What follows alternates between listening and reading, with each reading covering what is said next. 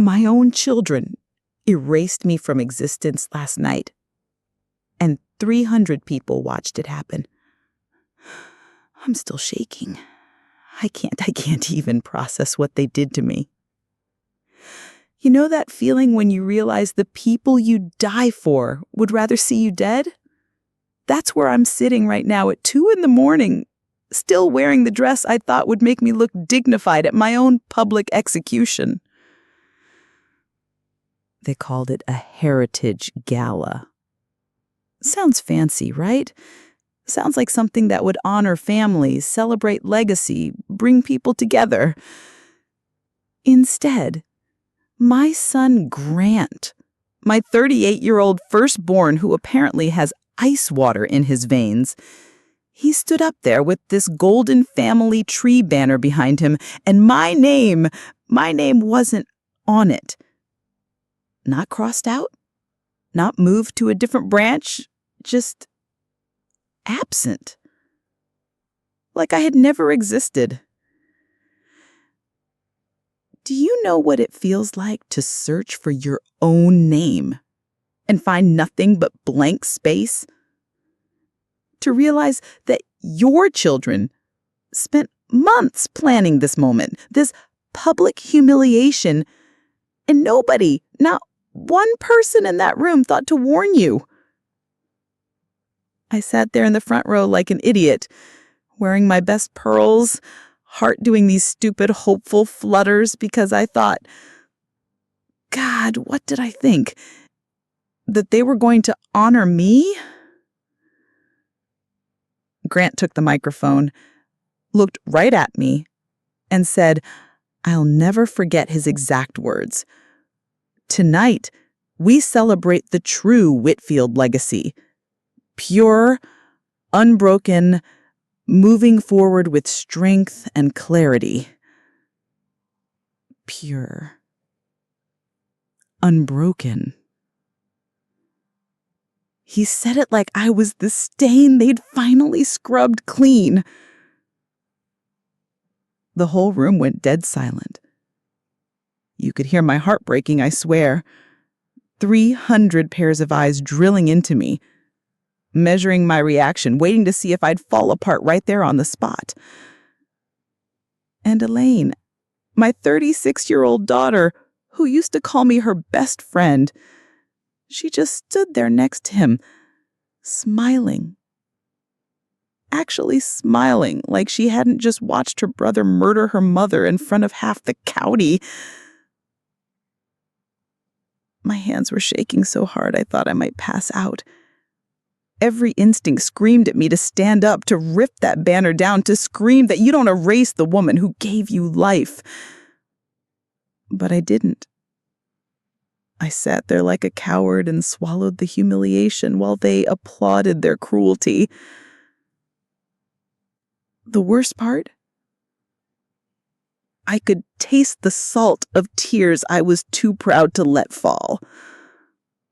Tell me, if your kids did this, would you storm the stage or sit there, swallowing the shame? Because I thought that was the worst thing they could do to me. I was so wrong. What happened next makes that public humiliation look like a warm-up act. I drove home in complete silence that night. Not even the radio, just the sound of my own breathing in the hum of tires on asphalt. 43 years I'd been driving these same roads, and suddenly everything felt foreign, like I was a stranger in my own life. My phone started buzzing before I even pulled into the driveway. Text after text lighting up the screen. For a split second, my heart jumped. Maybe someone was checking on me. Maybe someone cared. Wrong. They were vultures circling fresh roadkill. Lorraine, what was that about tonight? Is it true what they're saying about the family tree? I always suspected there was something different about your situation. Different, suspected. Like they'd all been waiting for this moment, this confirmation that I didn't really belong. I sat in my car in my own driveway, reading these messages, and something cold settled in my stomach. These weren't friends concerned about my well-being. These were gossips, hungry for details about my humiliation. The thing is, I should have seen this coming. The signs were all there. I just didn't want to believe what they meant. After William died 2 years ago, things started shifting in ways I told myself were normal. Grief management, I called it. The family adjusting to life without their patriarch. Grant started handling more of the estate business. Don't worry about the paperwork, Mother. I've got it covered. Elaine would nod along, agreeing with whatever her older brother decided. When I'd ask questions about finances or legal matters, they'd exchange these looks, patient but patronizing, like I was a child asking about adult things. Everything's being streamlined, Grant would say with that smile that never quite reached his eyes. More efficient this way. The lawyers I'd worked with for decades suddenly became impossible to reach. Mr. Richardson is in meetings all day, his secretary would tell me. He'll call you back. He never did. When I'd finally catch him, his voice was different, distant. I'm swamped right now, Lorraine. Can we talk later? Later never came. Bank statements that used to come addressed to both William and me started arriving with just Grant's name. When I called to ask why, they put me on hold for 30 minutes before telling me I needed to verify my authorization to access accounts I'd managed for 40 years. My credit limit got reduced without explanation. Just a routine review, they said. My name was quietly removed from charitable board positions. Restructuring, they called it. One by one, the threads that connected me to my own life were being cut. But I told myself it was temporary. Growing pains, the family learning to function without William's steady hand. God, I was such a fool. The real humiliation started the morning after the gala.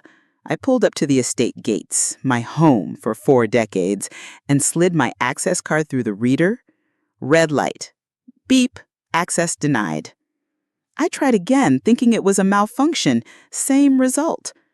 Jimmy, the security guard, approached my car window, looking like he wanted to disappear into the ground. We'd known each other for over a decade. I'd given his kids Christmas presents, asked about his wife's cancer treatment.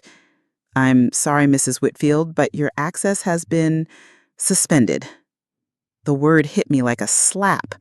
Suspended? Jimmy, this is my home. He couldn't meet my eyes. I'm just following orders, ma'am. You'll need to contact the estate office. I sat there for 20 minutes, watching people I'd employed for years go about their business, gardeners I'd hired, maintenance staff whose families I knew by name, all of them avoiding my gaze like I was invisible. Finally, I had to do something I never imagined I'd do in my own home. I walked to the service entrance and knocked. Maria, one of the housekeepers, opened the door. The pity in her eyes was almost worse than Jimmy's coldness. Mrs. Whitfield, I heard about the card situation. Maria, please, I just need to get inside. She glanced around nervously before stepping aside. Of course, Senora, but maybe you should speak with Mr. Grant about getting this fixed. The humiliation of begging my own employee for entry to my own home, I can't even describe it. Like being a stranger in the life you built with your own hands. By Sunday, the whispers had spread through our entire social circle. At church, the same church where I had organized charity drives and volunteered for 15 years, I felt it the moment I walked in. Conversations stopped mid-sentence when they saw me. Eyes followed my every move. Margaret Pennington, who'd sat in the same pew for 20 years, leaned over during communion and whispered, I heard you were never really one of them anyway. Never really one of them. I laughed, actually laughed out loud right there in the pew. Too loud, too sharp. People turned to stare, and I felt something fundamental break inside my chest. After the service, I tried to make normal conversation with Ruth Morrison, a woman whose daughter had been Elaine's best friend growing up. She looked right through me, like I was made of glass.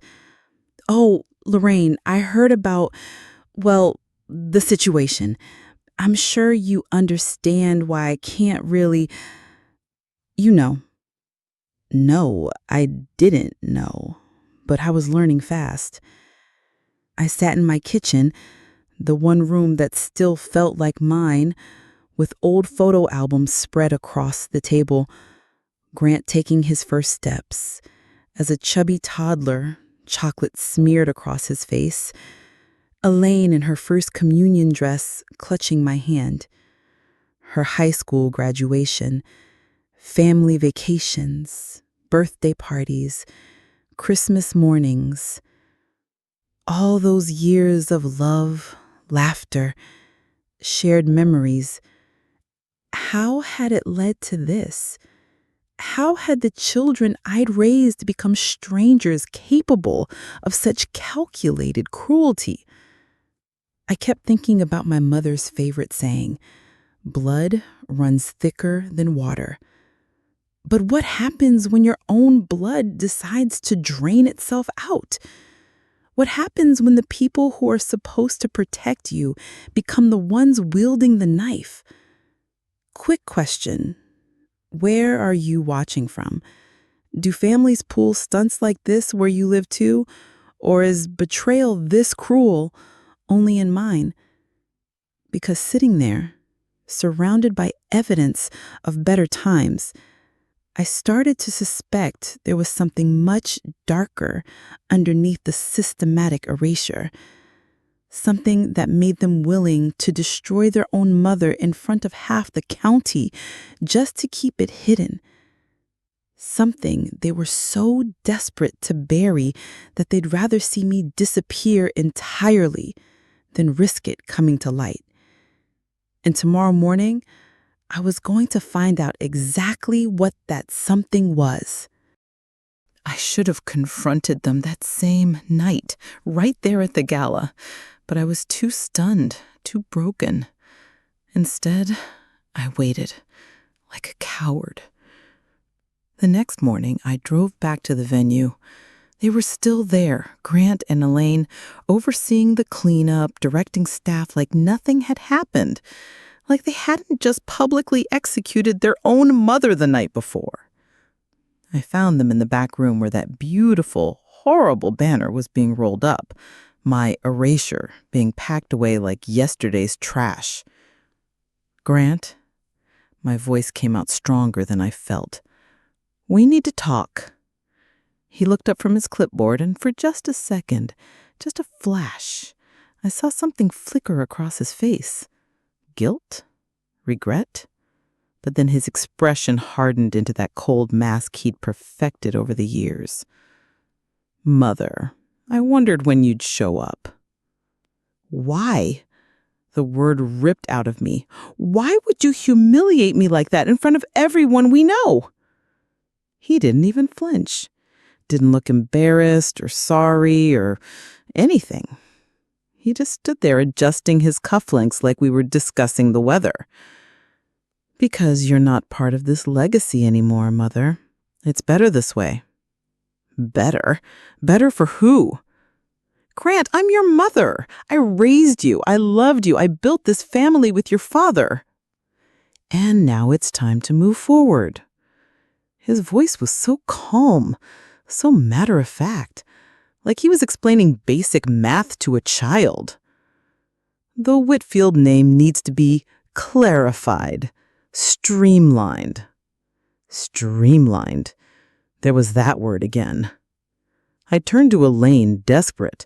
She was standing behind him, clutching her purse so tight her knuckles had gone white. My daughter, who used to call me 3 times a day just to talk. "Honey, please, tell me this is some kind of mistake. Tell me this isn't what it looks like." She finally looked at me, and what I saw in her eyes broke something inside my chest. Not defiance like Grant, not anger or hatred, just emptiness. Like she was looking at a stranger. "Just let it go, Mom, please." Let it go? My voice was rising now, getting shaky. "Elaine, they erased me from our family tree. They made me a non-person in front of 300 people. "It's what's best for everyone," she whispered, still not really looking at me. What's best? Not what's right, not what's fair. What's best? I stared at these two people I'd given my life to, and I didn't recognize them. When had my children become strangers? When had love turned into this? "I don't understand." My voice cracked. "What did I do? What could I have possibly have done to deserve this?" Grant sighed, like I was being difficult about something obvious. "It's not about what you did, Mother. It's about who you are. Or rather, who you're not." Who I'm not? The words hit me like ice water. There was something underneath his tone, something that made my skin crawl, like he knew something I didn't. I left them standing there and walked outside, legs shaking so bad I could barely make it to my car. My hands were trembling as I fumbled for my keys, and that's when my phone rang. "Mrs. Whitfield, this is Jennifer from Richardson and Associates. Mr. Richardson asked me to inform you that due to recent developments, our firm can no longer represent you. He's withdrawing from all matters concerning your legal affairs, effective immediately." Developments? What developments? He's been our family lawyer for over 20 years. "I'm sorry, ma'am. I've already sent the withdrawal notice to your son's office. Mr. Grant Whitfield will be handling all future legal matters for the family." The line went dead. I sat in my car in that empty parking lot staring at my phone. Grant had already replaced our lawyer. Before the confrontation. Before I even knew what was happening. This wasn't some impulsive decision born from grief or family drama. This was calculated, planned. They'd been moving against me for months, maybe longer, and I'd been too blind to see it. Or maybe I just didn't want to believe my own children could be capable of something this cruel. Be honest with me. If your kids pushed you out like this, if they looked you in the eye and told you that you weren't part of their legacy anymore, would you fight for your place, or would you disappear? Because sitting there in that parking lot with my lawyer gone and my children treating me like a stranger, I realized this wasn't just about some family squabble. They weren't just cutting me out. They were destroying me, systematically, legally. And the scariest part, I still didn't know why. But I was about to find out what I'd discovered so far was just the beginning. The real betrayal, the one that would shatter everything I thought I knew about my life, was still coming. The war didn't stop at humiliation. It got personal. 2 weeks after the gala, I was sitting in my kitchen when the doorbell rang. FedEx. Thick manila envelope, the kind that makes your stomach drop before you even sign for it. R.E. Immediate revision of Whitfield Family Trust and Estate Holdings. My hands were shaking as I tore it open. Legal language, sure, but the meaning was crystal clear. They were cutting me out of everything. Not gradually, not quietly, completely. The monthly stipend that had been my lifeline since William died, terminated. My stake in the family foundation I'd helped build from nothing, erased. Even my name on charitable organizations I'd chaired for decades, gone. But it was the final line that made me drop the papers like they were on fire. Due to questions regarding Mrs. Lorraine Whitfield's legitimate standing as a family member, all previous agreements are hereby voided. Legitimate standing as a family member? What the hell did that mean? I called Grant immediately, my voice shaking with rage. What is this? What are you talking about, legitimate standing? His voice was so calm, it made my skin crawl. Mother, we need to discuss some irregularities we've discovered. Irregularities. Like I was an accounting error to be corrected. I'm your mother, Grant. I was married to your father for 40 years. Were you? The question hung in the air like poison. Were you? What kind of sick game are you playing? No game, Mother. Just, questions.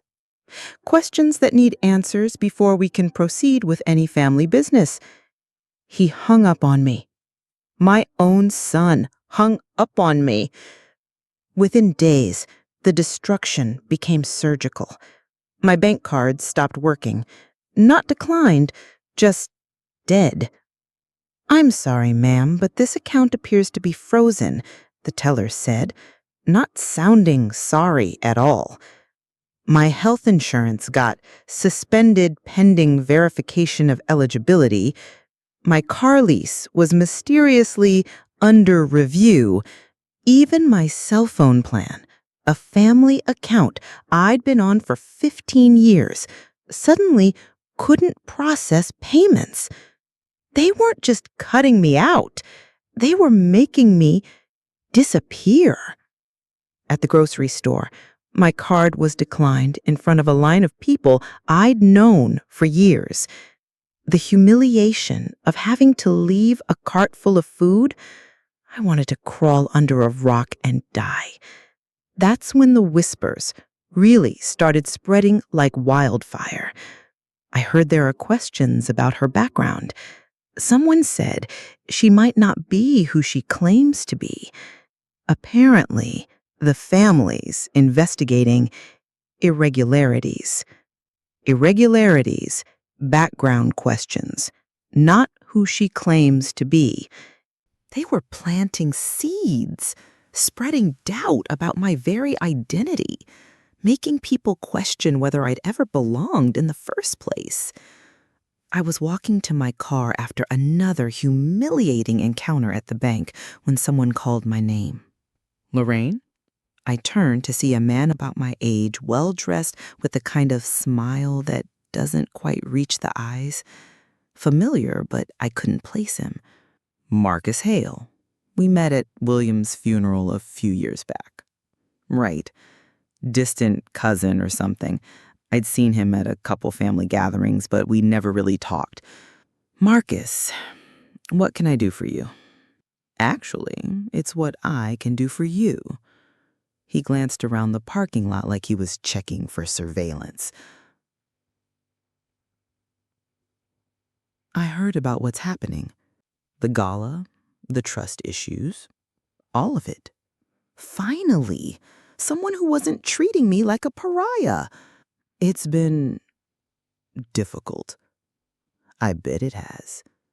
He moved closer, lowering his voice. You know, there's something you should understand about your situation. Something Grant and Elaine definitely don't want you to figure out. My heart started that familiar pounding. What do you mean? Tell me, Lorraine, have you ever really looked into your family history? Before you married William. I don't understand what you're getting at. His smile turned predatory. Your parents, your birth records, your lineage. He paused, watching my face carefully. Ever consider taking a DNA test? The words cut right through me. DNA test? Why would that matter?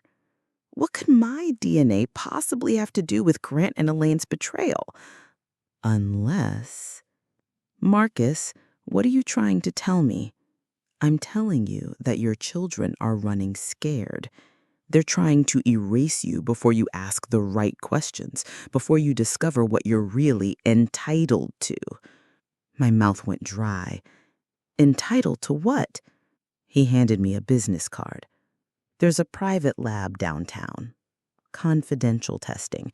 If I were you, I'd find out exactly what Grant and Elaine are so terrified of you discovering. He started walking away, then turned back. Oh, and Lorraine, whatever you find out, it's going to change everything. For all of you. I stood there in that parking lot, staring at the card in my trembling hand. DNA test. Family history. What I'm entitled to. Funny, isn't it? A single rumor can destroy a lifetime of truth. But what happens when that rumor leads you to discover the truth is bigger than anything you ever imagined? That night, I made the appointment. Because if my children wanted to question my legitimate standing as a family member, then maybe it was time I got some real answers. Answers that couldn't be crossed out with a pen or erased from a banner. Answers that might explain why two people I'd loved unconditionally had suddenly decided I was their enemy.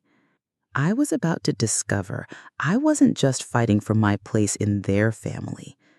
I was fighting for something much, much bigger.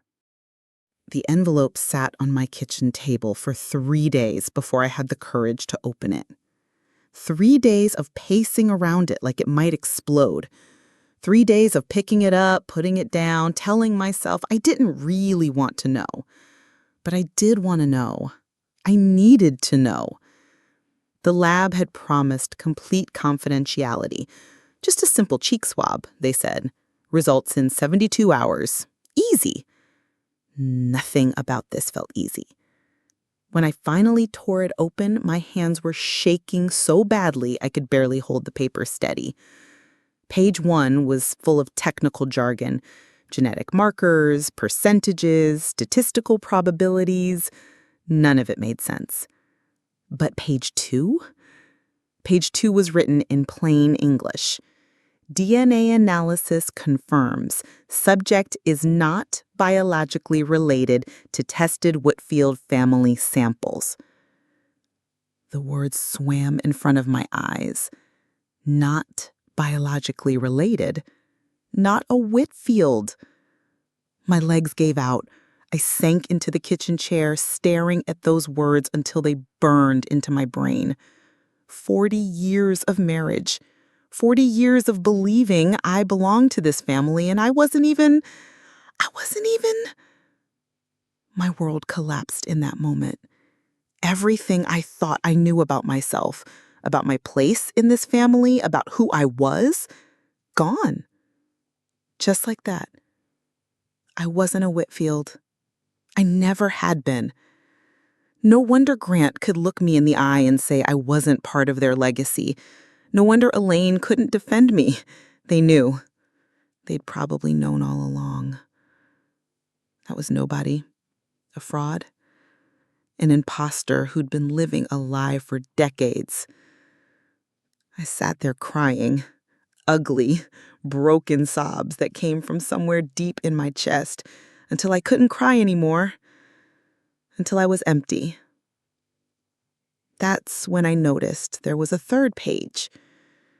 My vision was still blurry from tears, but I wiped my eyes and looked closer. More technical data, but this time it was different. This time it said something that made my heart stop completely. Secondary analysis reveals 99.7% probability of biological paternity match to stored genetic profile Victor Edmund Langley, deceased. Victor Langley. I knew that name. Everyone in the state knew that name. Steel fortune, philanthropist, one of the richest men who ever lived, and he died when?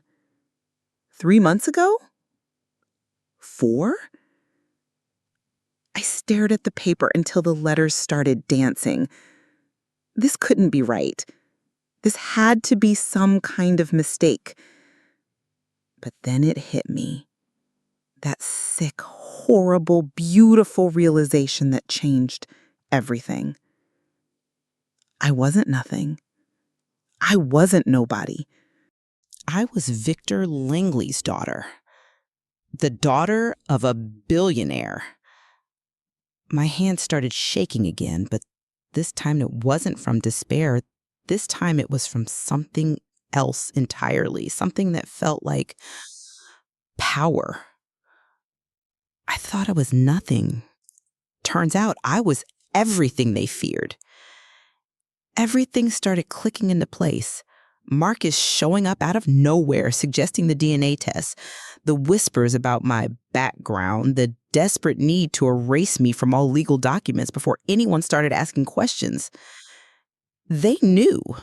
Grant and Elaine knew exactly who I was, and they'd been trying to cut me out before I could figure it out myself, before I could claim what was rightfully mine. I grabbed my laptop and started searching. Victor Langley estate. Langley inheritance. Billionaire heir missing. Article after article popped up. The Langley fortune worth over $3 billion sitting in legal limbo because Victor had died without any known heirs. Lawyers searching for distant relatives. A massive estate with no one to claim it. Until now. I sat back in my chair, staring at my reflection in the computer screen, and I realized something had fundamentally shifted inside me. For weeks, I'd been the victim. The mother betrayed by her ungrateful children, the woman erased from her own family tree. But I wasn't the victim anymore. I was the threat. The threat they'd been trying to eliminate before I became too dangerous to handle. Well, congratulations, Grant and Elaine. You just made me very, very dangerous. I had to try one more time. I had to believe that somewhere underneath all this greed and betrayal, my daughter still had a heart. I called Elaine that same night. Not Grant. I knew he was lost to me. But Elaine, maybe there was still hope. Mom? She sounded surprised, maybe even guilty. I wasn't expecting. We need to talk in person, just you and me. There was a long pause. I don't think that's a good idea right now. Elaine, please. I'm your mother. Whatever's happening here, whatever Grant has convinced you of, we can work through this. Another pause. Then quietly. Okay, but not at the house. Meet me at Riverside Park, the bench by the old oak tree. Our spot. Where I used to take her as a little girl to feed the ducks, where she told me about her first crush, her college fears, her dreams of having children someday. I got there first, sitting on that familiar bench, watching the water flow past and remembering better times. When Elaine arrived, she looked terrible, hollow-eyed, thin, like she hadn't been sleeping. Mom. She sat down but kept her distance, clutching her purse like a shield.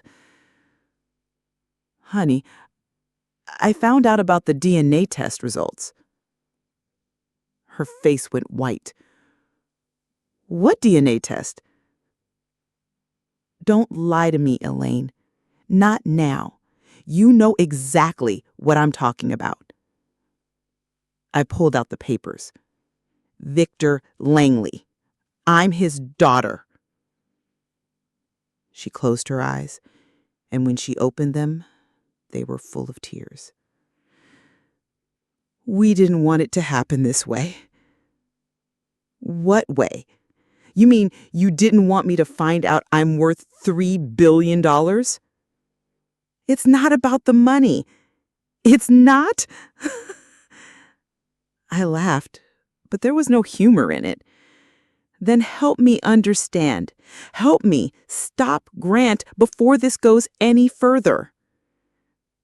That's when she broke. Completely broke down, sobbing like the little girl she used to be. I can't, Mom. I can't. Why? What is he holding over you? It's not what he's holding over me. She wiped her eyes with shaking hands. If you take the Langley fortune, we get nothing. Nothing, Mom. The Whitfield Trust, the estate, everything we've built, our lives around. It all depends on you not existing. Legally, officially, not existing. The words knocked the wind out of me. What are you talking about? Dad's will. The real one. There's a clause. If you're ever proven to not be his biological child, everything reverts to the state.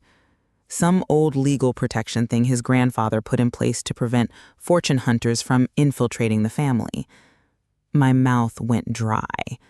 So if I claim the Langley inheritance, the DNA test proves you're not a Whitfield, which means you were never legally entitled to anything bad left, which means everything we have, everything we've built, gone. She looked at me with desperate eyes. I can't side with you, Mom. I'm sorry, but I can't lose everything. My kids, their future, their college funds. I stared at my daughter, the child I'd raised, loved, sacrificed for, and realized she was choosing money over her mother, just like Grant. So you'd rather see me destroyed than risk your inheritance. It's not that simple. It's exactly that simple. I stood up, legs unsteady. You're willing to let your brother erase me from existence to protect your bank account? Mom, please, don't.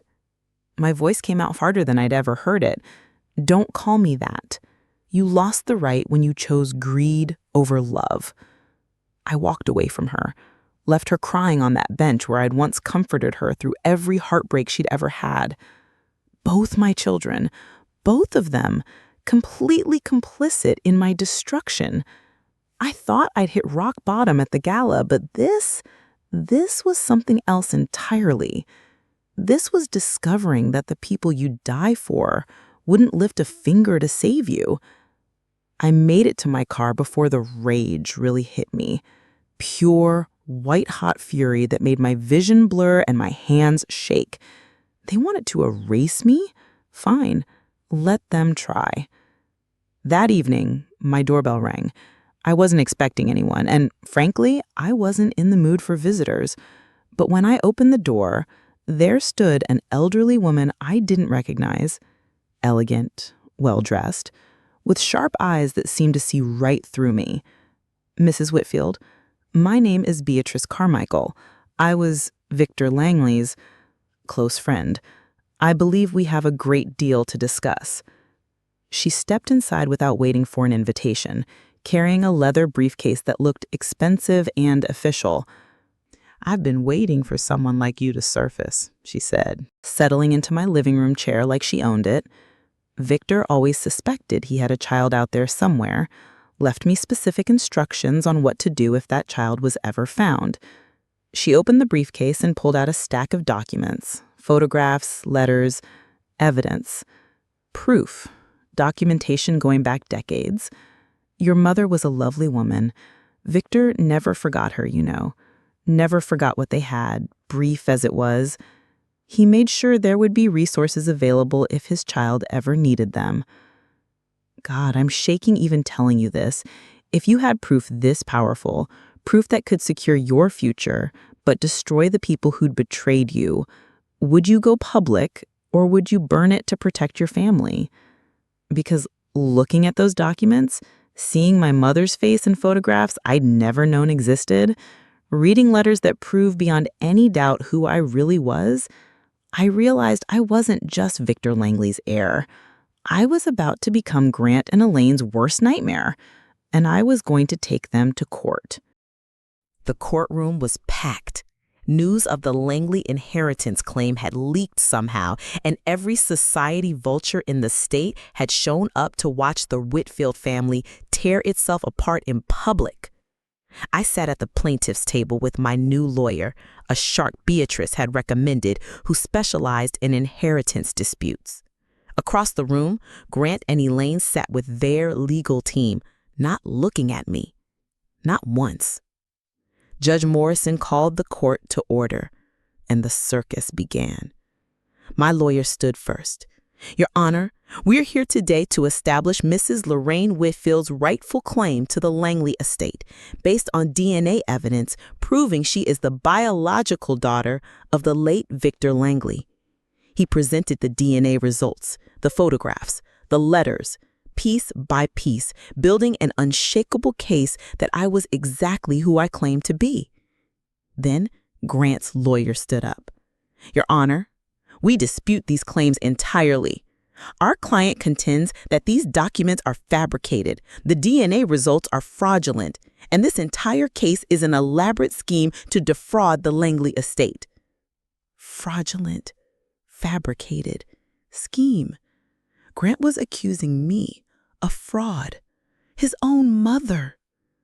The judge reviewed the evidence. Expert witnesses testified about the DNA results. Handwriting analysts confirmed the authenticity of Victor's letters. One by one, every piece of proof was verified, validated, confirmed. I watched Grant's confidence start to crack, watched him whisper frantically with his lawyers as their objections were overruled again and again. Then came the moment I'd been waiting for. Your Honor, my lawyer said, we'd like to call Mrs. Elaine Whitfield to the stand. Elaine went white. She looked at Grant, then at me, then back at Grant. He shook his head slightly, but she was already walking to the witness stand on shaking legs. Mrs. Whitfield, my lawyer began gently, were you aware of your mother's true parentage before today? Elaine's hands were trembling in her lap. I plead the fifth. Your Honor, the witness is not on trial here. She cannot claim Fifth Amendment protection against criminal activity unless she admits to criminal activity. The judge nodded. Answer the question, Mrs. Whitfield. Elaine looked at me across the courtroom, and I saw her break. Completely, utterly break. Yes, the word came out as barely a whisper. Yes, we knew. The courtroom erupted. Reporters scribbling notes, spectators gasping, cameras flashing. The judge banged his gavel for order. How long have you known? My lawyer pressed. 6 months, maybe 7. Grant hired a private investigator after Dad died. He wanted to make sure there were no complications with the inheritance. And what did you discover? Tears were streaming down her face now. That she wasn't Dad's biological daughter, and that her real father was Victor Langley. So you knew your mother was entitled to a $3 billion inheritance? Yes. And instead of telling her, you chose to erase her from your family tree, remove her from all legal documents, and systematically destroy her reputation to prevent her from claiming what was rightfully hers? We couldn't let her take everything from us. The words exploded out of her. If the DNA test became public, we'd lose everything. The trust, the estate, our children's future. Gone. We couldn't let that happen. The silence that followed was deafening. I stood up slowly, legs unsteady, and looked at my daughter, at both my children, sitting there exposed and destroyed. You erased me to steal billions, I said, my voice carrying across the silent courtroom. You destroyed your own mother to protect your bank accounts, but you couldn't erase the truth. Grant finally looked at me then, really looked at me, and what I saw in his eyes wasn't defiance anymore. It was fear. Pure, desperate fear. The court finds in favor of the plaintiff. Mrs. Lorraine Whitfield is hereby recognized as the biological daughter and legal heir of Victor Edmund Langley. The estate shall be transferred accordingly. The gavel came down like thunder. I won.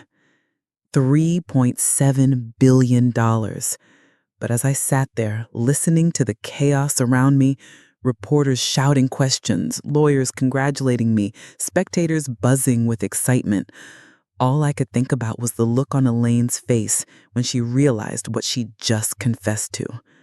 My children hadn't just lost their inheritance, they'd lost their souls.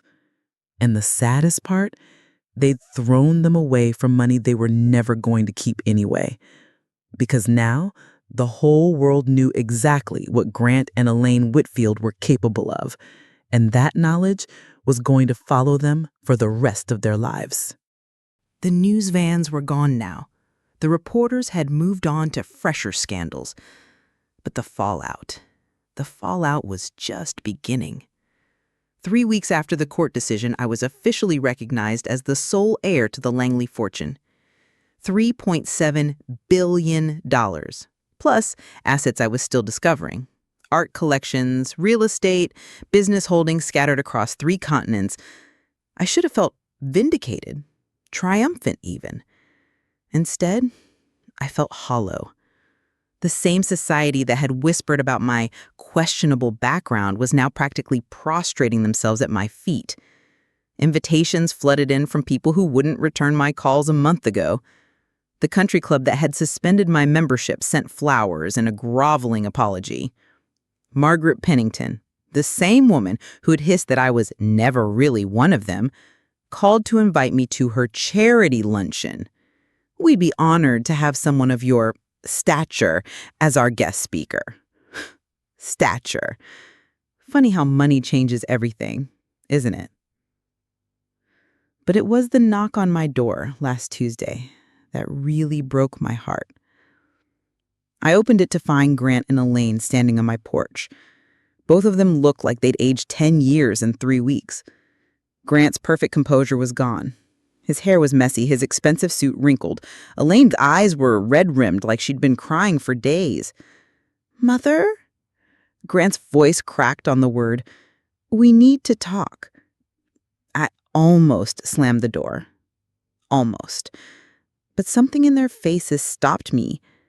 They looked broken. Completely destroyed. "Please," Elaine whispered.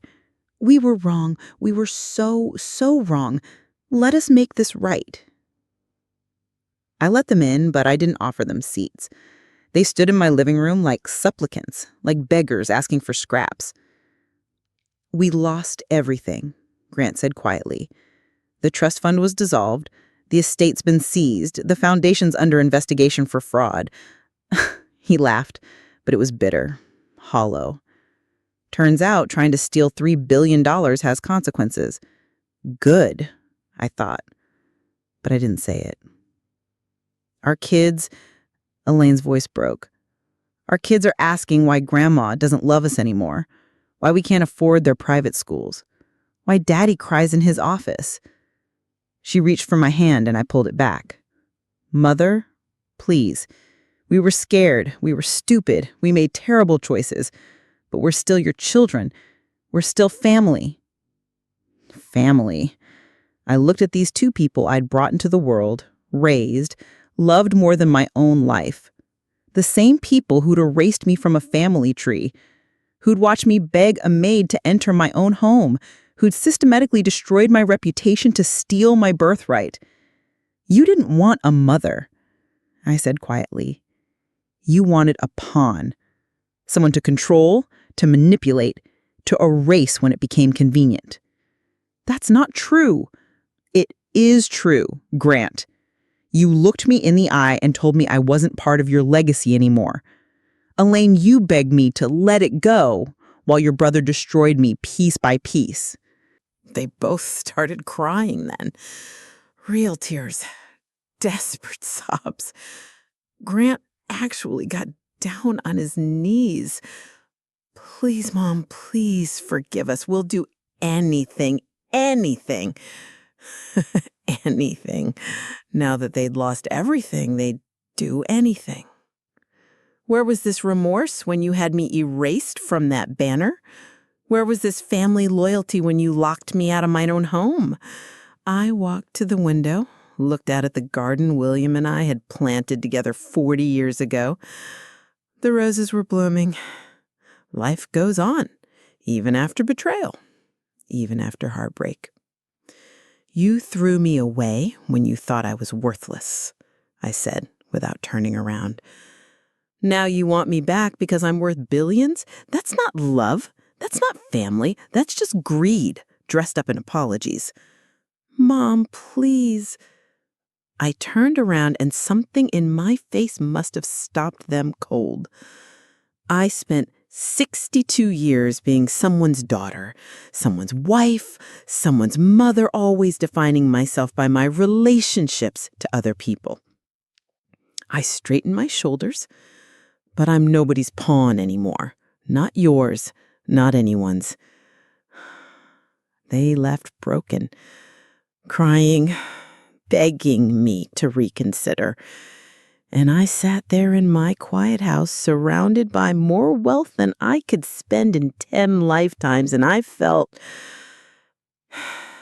empty. Vindicated, yes. Powerful, certainly, but also completely, utterly alone. The children I'd loved had chosen money over me, and now that the money was mine, they wanted me back. But you can't undo that kind of betrayal. You can't unsay those words, undo those choices. Some bridges, once burned, can never be rebuilt. So tell me, if it were you, would you forgive your children? Would you open your arms and pretend the erasure never happened? Or would you let them live with the legacy of their own betrayal? Because I honestly don't know if I made the right choice.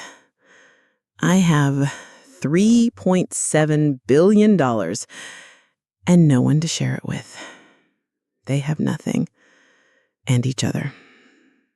Maybe we all got exactly what we deserved.